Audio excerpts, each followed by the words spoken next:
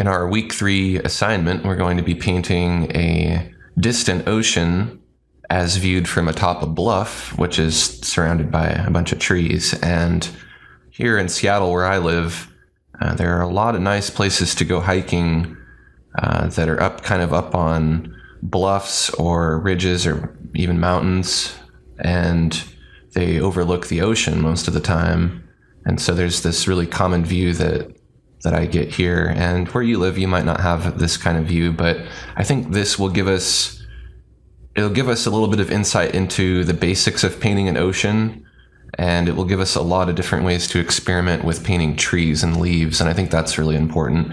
And while we won't really be painting isolated trees in this painting, we'll be painting a lot of leaves at different distances.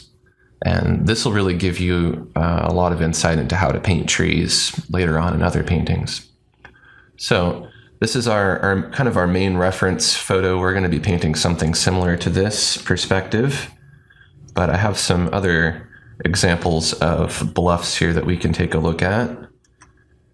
This is another similar kind of view here where you can kind of see the ocean in the distance and different kind of trees, but this is kind of a more standard view of trees with the trunks. This is kind of a more island kind of bluff, but you can still see there's a lot of similarities in these. The ocean's very distant, the detail's very small in the ocean because it's very far away, and the trees are very close and they kind of surround the composition. Here's another piece. You can see a lot of distance there. There's no ocean in this piece, but it gives you an idea of what land might look like. And here's yet another piece with just some land, some nice fog.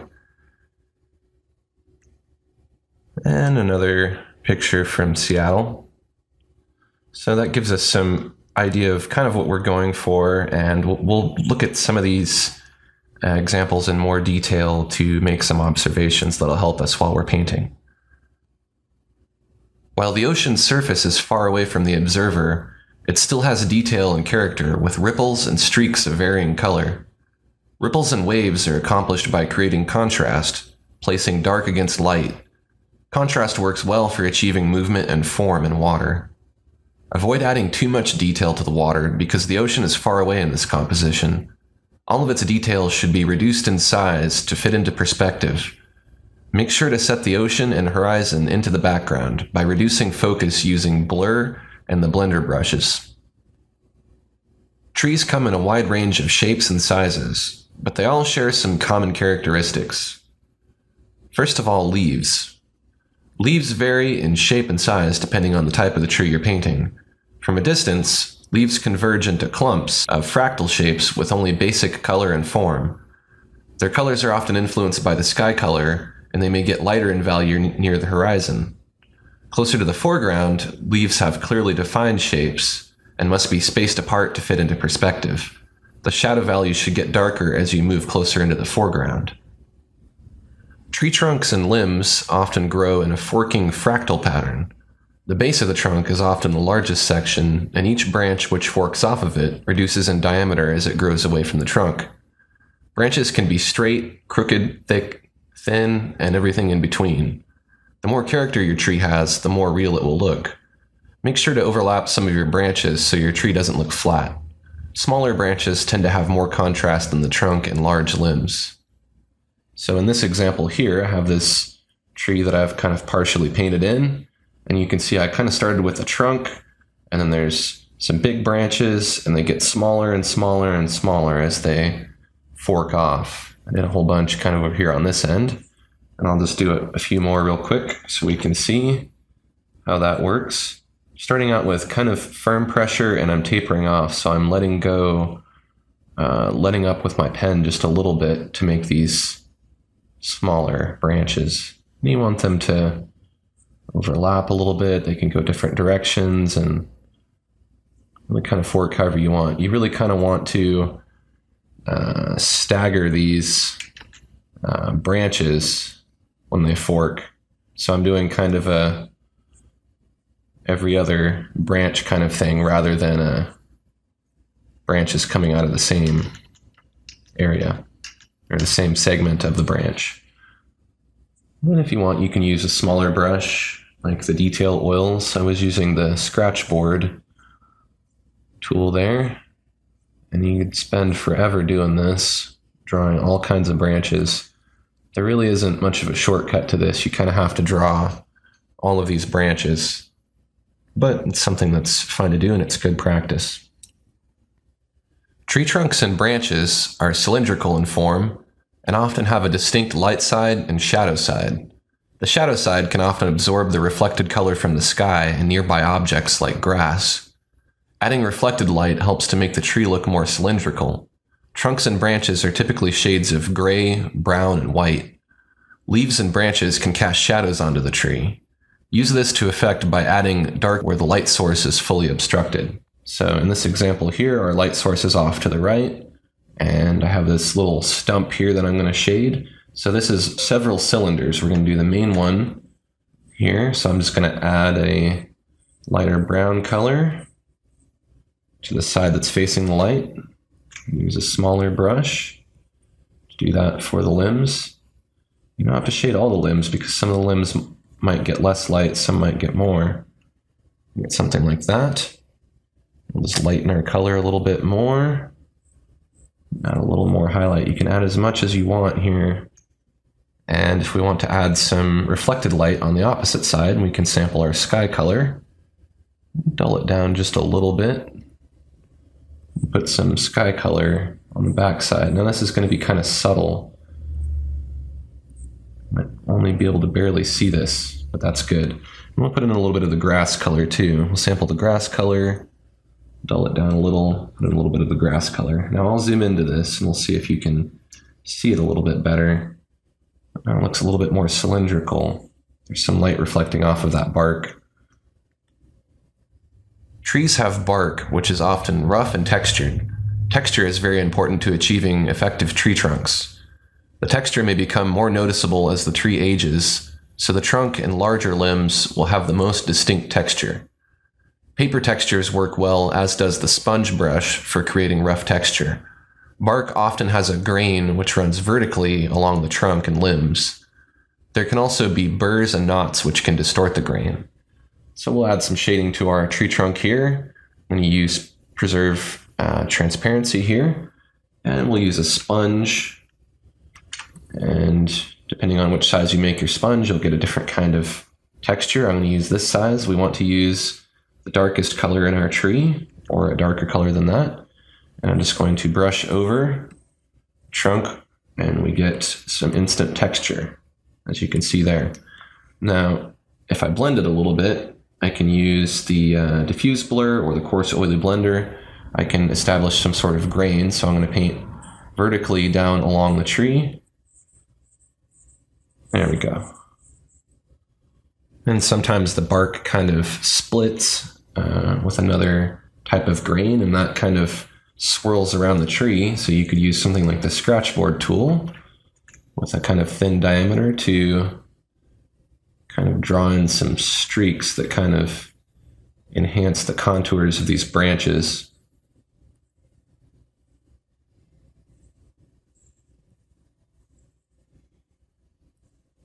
See, that really gives it character. Leaves can be many colors, but are typically shades of green, yellow, orange, brown, and red. Leaf highlights are vibrant and warmer in hue. Shadow areas are cooler in hue and less vibrant. Choosing the right green color is critical to achieving realistic trees. Make sure to vary your leaf color because not all leaves are the same. In this example of a little tree I painted here, you can see the kind of different colors of greens and yellows that I used.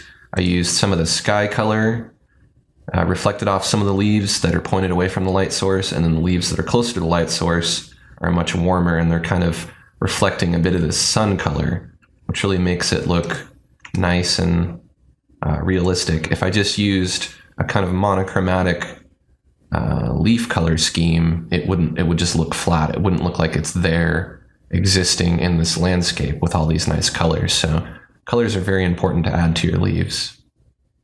It's also good to tint your leaves because trees often have dead leaves. If you use a tinting layer set to multiply, you can vary the color of your foliage to give it more character. Dead leaves lose their green hue and turn to warm shades like red, orange, yellow, and brown. Seasonal changes cause some trees to change in appearance.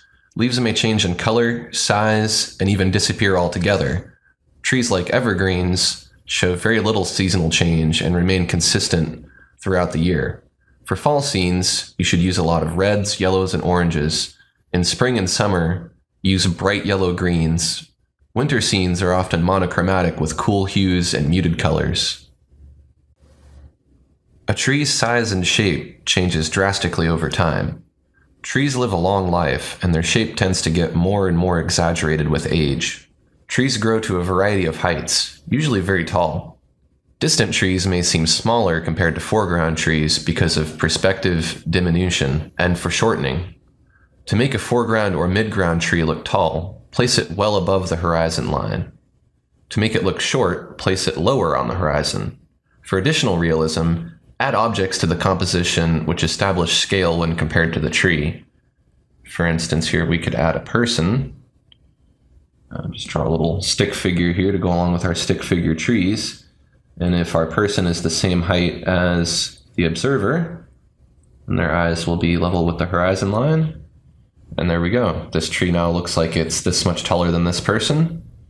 And this tree is quite a bit shorter. Foliage grows in clumps, and trees are made from multiple clumps of foliage. The basic form of these clumps is spherical, cylindrical, or cone-shaped. Within each clump, each leaf has its own flat plane which faces the light at different angles. You must utilize both 3D and 2D shading principles to achieve a natural tree form. So for instance, I will pull up this shading example. Our light's coming from top left, and we have our generally kind of spherical shape here, if we want to think of this as a shape, kind of a sphere, or several spheres that are kind of clumped together. So we know where our light source is, we know what shape we want to make. We'll go ahead and grab the sponge, and just like we would shade a sphere, we're going to choose lighter colors as we move near the light source. And we have the basic gist of a tree there. We could put in some of our sky color by sampling it, dulling it down, and we could throw in a little bit of reflected sky color. Individually, leaves are 2D planes. The leaves nearest the light source will have the brightest highlights. Add a few sparse, almost white highlights to imply leaves which are facing the light source directly. Leaves which are pointed away from the light should be darker. So you can see this example I have of this tree here, where the light's hitting it. There's these nice bright little leaves that I can put on, and this really kind of gives the impression that these leaves are pointed at the light. So the light's bouncing off of these leaves. Now the leaves that are darker in the background here, they're all pointed away. They're not getting any light, so they're much darker. And as far as the hue, I'm using these kind of middle greens here for the shadows and the midtones, and then for the highlights, the hue's getting shifted towards yellow. So there's this sense of brightness and the tree being illuminated on one side. Clumps of leaves are usually denser in the center and reveal more negative space near their edges. Like in this example here, you can kind of make out these clumps. Even this tree is a whole clump. And near the edges of the clumps, you can see there's more kind of gaps in between here, all these little areas. Whereas in the center of the clumps, it's much more dense. The leaves are kind of packed together. So you don't want there to be an even mixture of gaps, and you don't want the tree to be too thick. You kind of want there to be a little bit of both, but for the most part, in the center of the tree, that's where you're going to have the most clump density. And then as you get near the edges, the clumps are going to start to break apart, and you'll start to see more individual little leaves and things. Leaves near the edge of a clump overlap less frequently, which creates a natural fractal pattern. You want to avoid using a round eraser to remove leaves because it creates smooth round holes which look unnatural. So on this foliage here, if I go to try to erase some of it using the eraser, watch what happens. I erase, but I get these really weird looking holes in the tree, and it looks like all of a sudden the tree is flat and something like a worm ate a hole in it. It doesn't look right. What you want to do is you want to create fractals. I use a mask here, and then within the mask, I use black to paint, and then I can use a number of brushes. I could use the sponge, I could use the chalk, I could use pretty much anything that creates a fractal. So let's use the chalk here. And if I paint with black, you can see I can erase leaves now, but I'm erasing in a way that looks more natural. And of course, I can erase too many and now all of a sudden ruin the tree. But, I can do some undos and go back and just use it sparingly here and there to kind of clean up the edges a little bit, because we want to keep that clump density very dense in the center. Young leaves are often smaller in size than older leaves and reside near the edges of clumps as the limbs grow outward. Vary your leaf size when painting clumps and individual leaves to achieve natural foliage effects. So for some up-close leaves here, I'm going to have some kind of big leaves, and then towards the edge, I'm going to make them a bit smaller to get some nice effects like the leaves are kind of growing, because if I just make them all the same size, it's just not going to look right.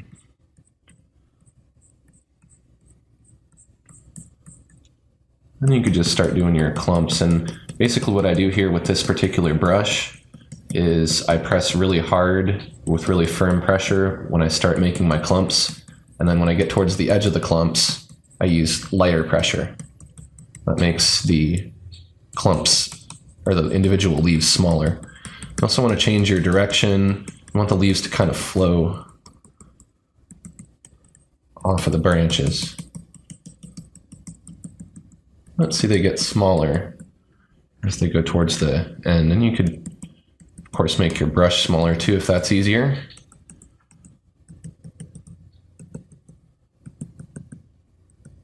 Nothing worse than making all your leaves the same size, though. You don't want to do that.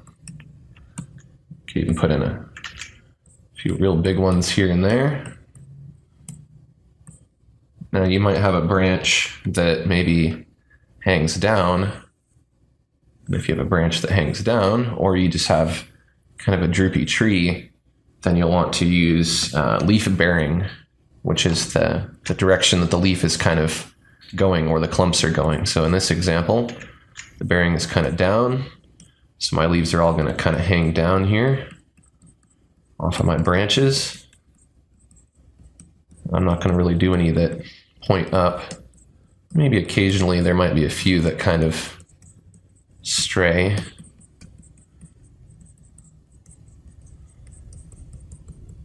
And again, they're getting smaller as we go towards the edge of the branch. Some trees are more vulnerable to wind than others, especially if it's really windy out. You might have a tree in your painting that you want to look like it's kind of being blown by the wind.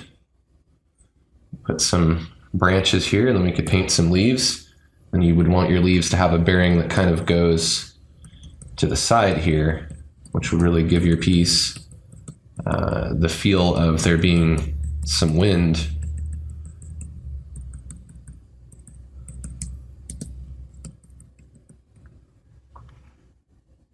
The distance the tree is from the observer determines how a tree will be illustrated. Trees that are far away become out of focus and have little detail other than basic color and shape. As you move into the foreground, color and edge detail become more apparent. In this example here, our trees in the background are really just kind of not even really a green color at all. They've absorbed so much of the sky color that they appear to be kind of a blue-gray. They're kind of a gray-orange over here where they are closer to the light. And you can't really make out individual trees. They all kind of clump together, and the detail's very soft because they're very distant. And we have this foreground tree, which is much more distinct. We can see the leaf color and all the branches and lots of the details. And if we had a tree that was even closer, then we would see individual leaves, and you'd have to kind of illustrate each leaf on its own. let's do an example of that here. We'll do a foreground branch really quick. And if it's going to be in the foreground, it's usually going to be pretty dark in value. And for this particular piece, we're going to maybe make a kind of a little branch that comes from out of nowhere, gets kind of silhouetted. I don't want to put too much detail in it, just because it's going to be an example, but we'll give it a good number of branches here. And then we'll make a layer for our leaves, and we'll put some leaves over it. Now, because this is so close in this particular piece, I'm going to want this to have a feel of being kind of out of focus because it's so close. So the observer is kind of focusing more on the tree in the background. So we've got some nice leaves here. We'll give them, I want them hang down a little bit and then get towards the edge to kind of give it some character. Have some coming from outside here, and we want to make sure that they get smaller.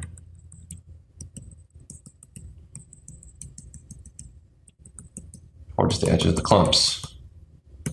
Okay, so these are going to be out of focus, so what we can do is we can just use the blur brush, and for this, we'll just set this particular one to multiply. That way when we blur it, everything will be okay. And we can now blur it a little bit. It comes out of focus. Want to blur our branch as well, equal amount. And there you go, you've got this nice out of focus branch, and you might want to just move it out of the way a little bit so it's not so distinct. But this is kind of what I'm getting at with your different distances of trees. Background trees will be less detailed. Midground trees will be more detailed. You'll be able to see more of these clumps. And then the foreground trees, they don't always have to be blurry like this, but you are going to have to draw leaves as individual leaves. Otherwise, if you just do this clump thing like you would do for the midground trees, the leaves are going to look very small, and that might not be what you want. Now you've seen me use a bunch of different brushes here, and I have different brushes for different types of leaves. You want to use these brushes to your advantage to paint several leaf shapes at once, and when possible, try to let the brushes make the leaves or the clumps for you in as few strokes as possible. This will not only save time, it'll also allow you to paint more spontaneously. So, a few of the different brushes. If we start kind of near the top, the Impressionist brush works very well. Kind of scatters these leaf shapes. This works better for midground trees and background trees. If you do it too big in the foreground, you can kind of see these rough edges, which don't work so well for leaves. But when they're very small, and they're packed together, works quite well. Now I've made some variants of this brush that work a little bit better. There's the Impressionist Leaf, which works with pen pressure, so you can get the leaves to be smaller, and they also kind of spit out randomly. You can use this in combination with some color variability to get some kind of more realistic effects. Then I have the Impressionist Leaf Small, which just spits out fewer leaves, and this is something that I use for highlights because you don't want to put on too many highlights, you just want to put on a few, so it kind of sprinkles a few leaves on very easily. The next one we will look at is the tree knife. This is pretty good for just filling in big clumps. You can draw with it, or it works really well if you just kind of tap. And this works great for midground trees. Not so well for foreground trees or background trees. You would kind of want to use this to fill in the bulk of your leaves and then go over it with another brush to kind of add some detail. A brush like the leaf knife, for instance, is a variant of one of the palette knives. And the leaf knife just kind of makes these weird, quirky little shapes, and sometimes they don't always come out like you think they're going to. They come out all twisted up. But if you figure out the right amount of pressure and the right direction to go, you get these nice leaf shapes. And what's good about this is it lets you paint more spontaneously. If you have less control, you end up with these less intentional shapes, which look more natural. So, although this brush seems a little strange, if you really just kind of go at it and you just start painting, I'm not thinking, I'm just painting. See, I'm getting this nice leaf effect. If I think about it too much and I go too slowly and I do too many leaves exactly where they should be, it doesn't look as good as if I just do it fast, like so. Now, the last thing that you can do, which will really make your work stand out and look really interesting, and it'll bring your trees together, is you can add some different little twigs and branches. And sometimes you want it to be light, sometimes you want it to be dark. You want to have a little of both, depending on where you're at and what your lighting is. I like to use the detail oils for this, because it varies in opacity. And when you're doing foreground and midground twigs, you may want your brush to be a little bit thicker, but for background stuff, you want a nice thin brush like this. So I'll zoom in a bit here on this clump, and we'll draw in a few little twigs. If you do too many, you can always go through and erase some of them or conceal them. You just put in a few little branches like this, light ones in the dark areas, dark ones in the light areas. You'll get some really great effects. See, it really puts it into context now, and you know that this is a tree or a bush with all these little branches sticking out. So you want to throw these in anywhere you can, in the background, in the foreground, in the midground. Just make sure that your limbs are an appropriate size in relation to your tree. Now that we have some observations to draw from, we can go ahead and start our week 3 assignment painting.